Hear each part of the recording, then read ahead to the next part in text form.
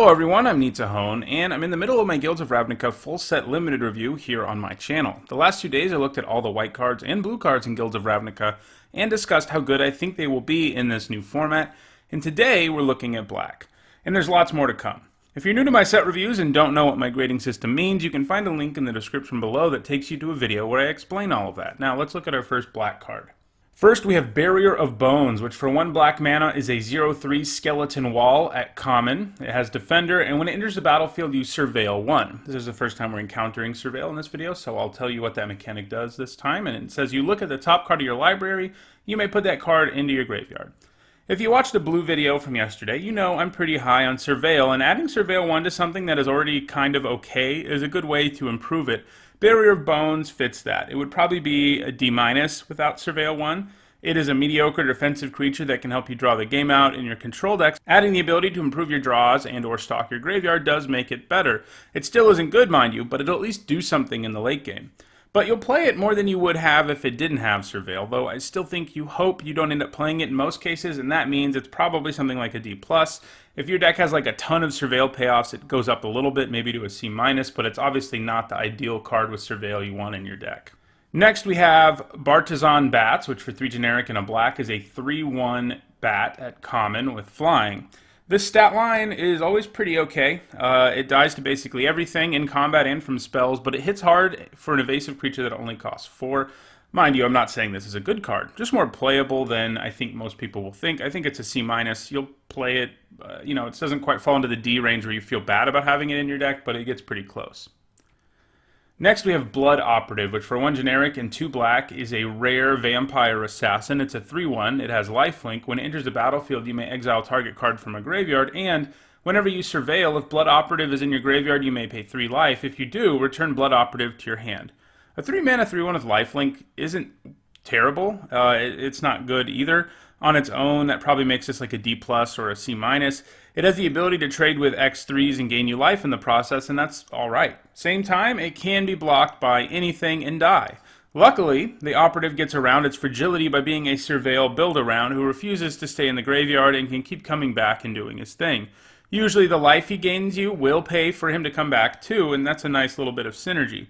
I think your average black deck is going to have a few cards with surveil in it without even really trying, as we're going to see. There's a lot of surveil in black, and this isn't exactly the kind of surveil build-around that demands you have a huge number of cards with surveil, since it has a decent floor, and bringing it back even once or twice is pretty potent. As a result, I think it's a solid C in your average black deck in the format, and I think in a deck that can really consistently keep bringing it back, it pushes all the way up to a B. Creatures who just keep trading for your opponent's stuff or attacking recklessly because it can come back are really obnoxious for your opponent and can become a game-winning value engine. Because of the reasonable floor and high ceiling here, I do think in some weak packs, it's worth considering taking with your first pick. Next we've got Burglar Rat, which for 1 generic and a black is a 1/1 rat at common, and when it enters the battlefield, each opponent discards a card. Ravenous Rats is one of my favorite cards ever, and this is basically identical. It's actually strictly better because in multiplayer it makes multiple people discard cards instead of only one, but still, it's sort of a reverse Elvish Visionary. This kind of effect always plays decently well when you play it at any point where they have cards in their hand, and if X1s are popular in this format, it's going to give them all a big middle finger and threaten an early 2-for-1.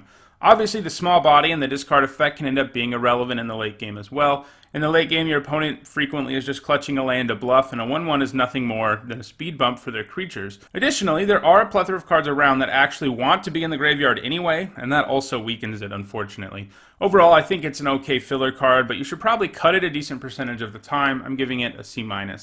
Next, we have Child of Night, which for 1 generic and a black is a 2/1 lifelink. It's a vampire. It's a common.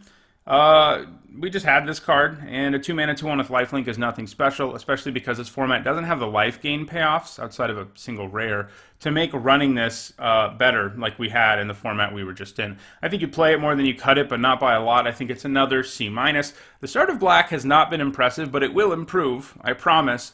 Just not with our next card, which is Creeping Chill, which is 3 generic and a black for an uncommon sorcery. It deals 3 damage to each opponent, and you gain 3 life. When Creeping Chill is put into your graveyard from your library, you may exile it. If you do, it deals 3 damage to each opponent, and you gain 3 life.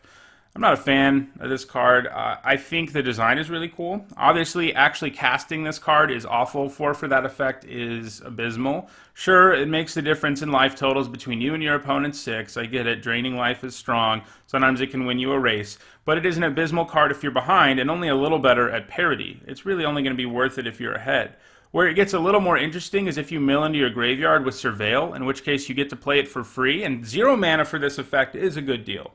Still, it isn't a game-changing effect very often, and it isn't going to be anywhere close to one of the better cards in your deck, even if you can do a good job of milling yourself.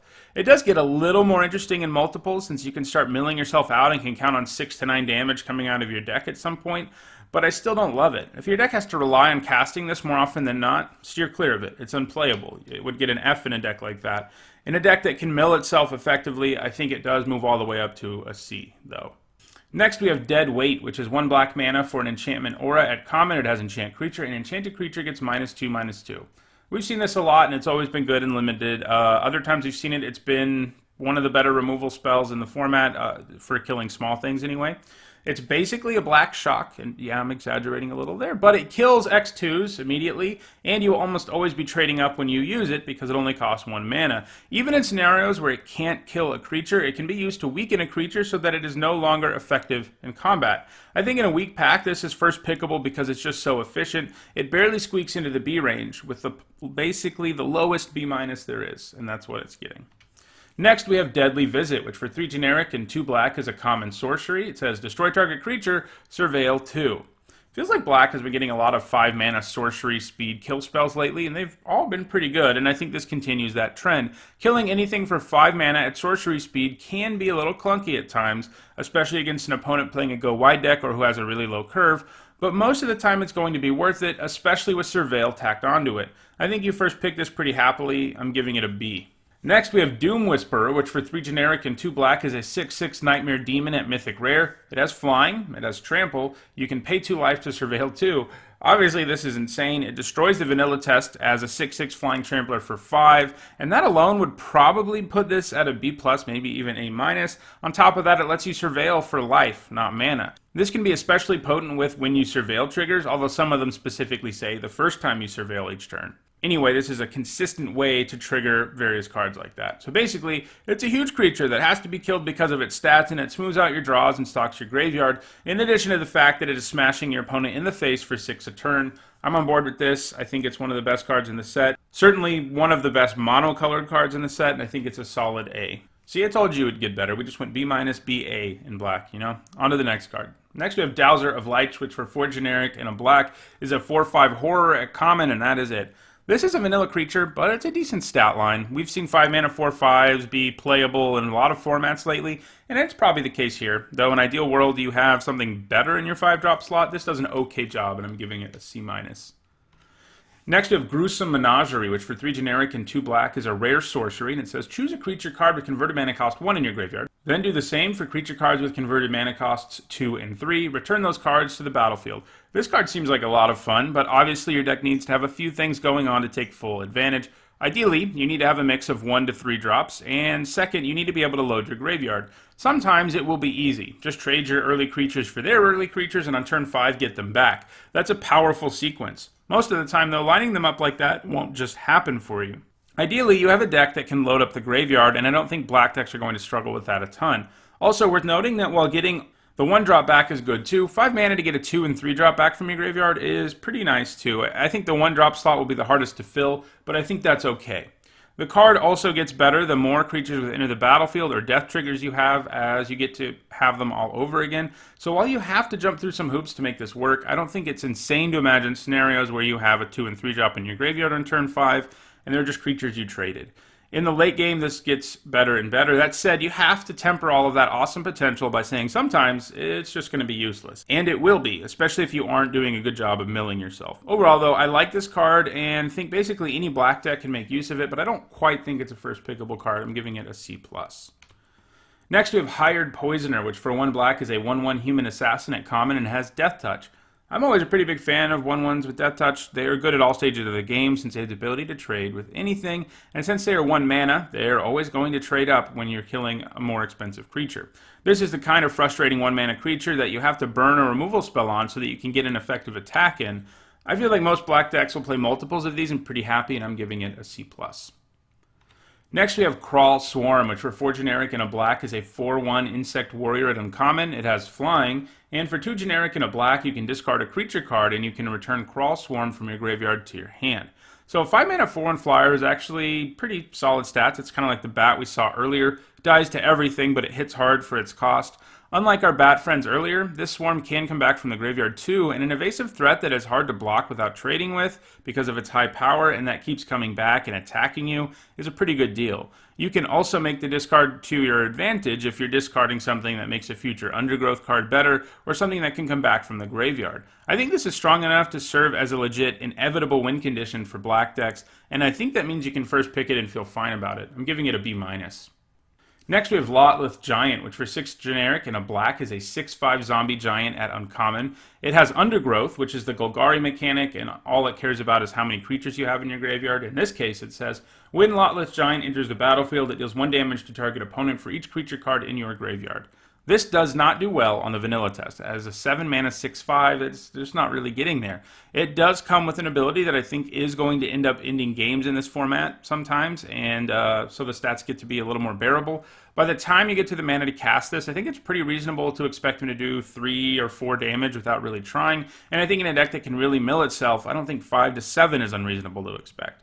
Like a lot of cards with Undergrowth, he pairs particularly well with the self-milling mechanic in the format that we've seen a lot of already in this video, and that's Surveil. I still don't imagine myself being excited about having this in my deck, and I certainly don't want to spend a high pick on it, but I think it is a solid top curve card in most black decks, and I'm going to give it a C. Next we have Mausoleum Secrets, which for 1 generic and a black is an instant at rare. It has Undergrowth, and it says search your library for a black card with converted mana cost less than or equal to the number of creature cards in your graveyard. Reveal it, put it into your hand, then shuffle your library. This has a cool design, but like most tutors that make you jump through hoops to use them, this one won't be very good in limited. Sure, you can stock up your graveyard with Surveil to really set this up, but even then, paying 2 mana to draw a card that probably has a converted mana cost of like 3 or 4 isn't going to be a big deal. It just asks you to build around pretty hard for a mediocre payoff. Note also it only lets you get black cards. I think this is probably a D-, although I wouldn't be surprised if it's an F. Next we have Mephitic Vapors, which for 2 generic and a black is a common sorcery, and it says all creatures get -1/-1 until end of turn, and it has Surveil too. Here's another reasonably costed effect with Surveil attached to it. Obviously, this gets less good the more X1s you have in your deck, and the fewer your opponent has, but most of the time it won't be too hard to find a way to make this at least kill one of your opponent's creatures, and if you can do that and Surveil, you're doing pretty well. It will be pretty erratic though. Sometimes it won't be able to kill anything, other times it will kill several things. I think this is a reasonable card to main board, provided your deck isn't loaded with X1s, and I'm going to give it a C-, and against some opponents, sighting it in is going to be awesome. Next we have Midnight Reaper, which for 2 generic and a black is a 3/2 zombie knight at rare, and whenever a non-token creature you control dies, Midnight Reaper deals 1 damage to you and you draw a card.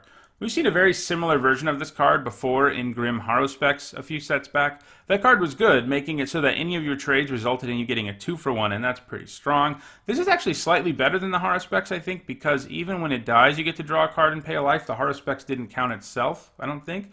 It represents something of a must-kill in a lot of scenarios, and people can kill it easily. But at best, they'll be 2-for-1ing themselves even when they do kill it, and I think that makes this a solid first pick. I'm giving it a B-.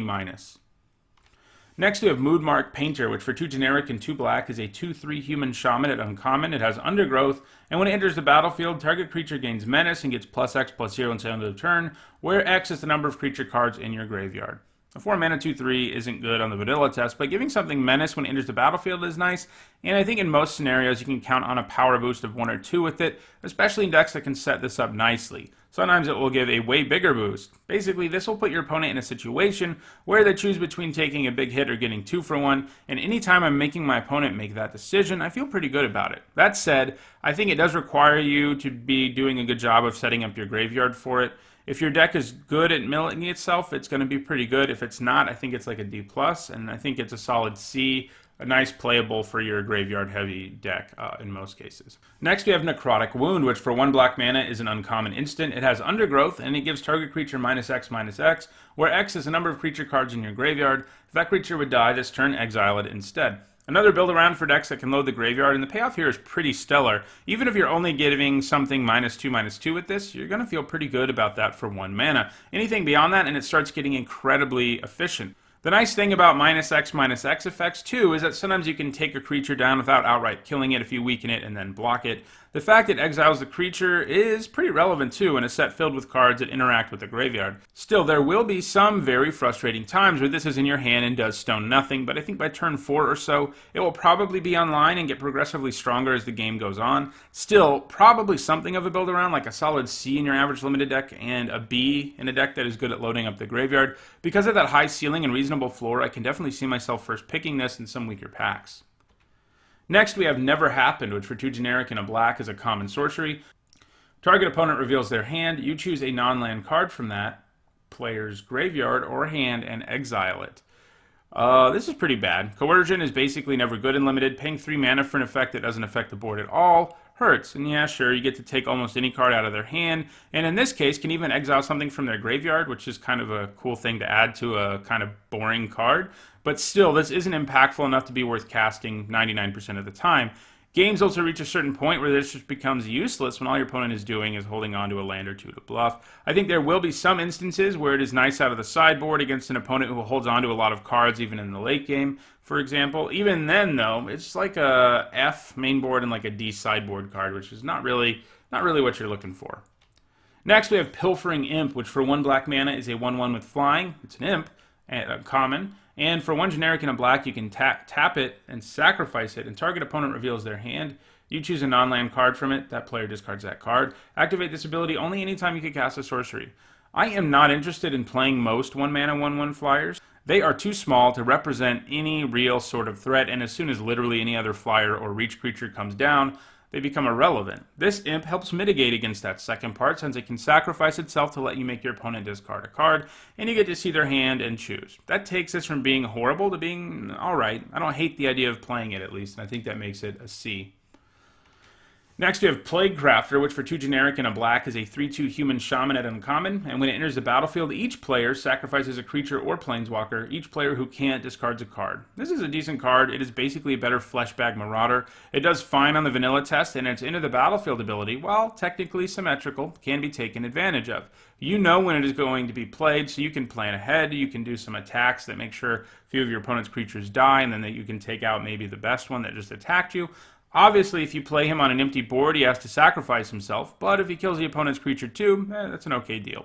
It does get a little less powerful the longer the game goes on, and this format isn't exactly overloaded with cards it is going to feel good to sacrifice, especially outside of the token production that is mostly concentrated in green and white, and that same token production concentrated in green and white also makes Plague Crafter a little bit worse.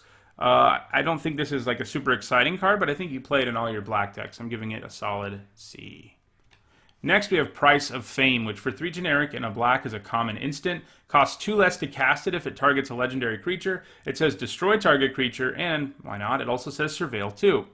4 mana to destroy a creature at instant speed is just great and would make this at least a B, maybe a B plus on its own. Add Surveil 2 to that and this card starts to get crazy. Kill something, no questions asked, at instant speed and get to set up the next few draw steps and or load your graveyard. That said, it costing 2 mana will not happen a ton in a format where legendaries are all at rare, but still that's additional upside on a card that's already absurd. This is an incredibly powerful removal spell and one that is splashable since it only costs 1 black mana. As a result, I think it's the best uncommon in the entire set and should be taken ahead of most rares and mythics. I think it is an A-, really only getting edged out by cards that are firmly in the bomb category, of which there are very few in this format.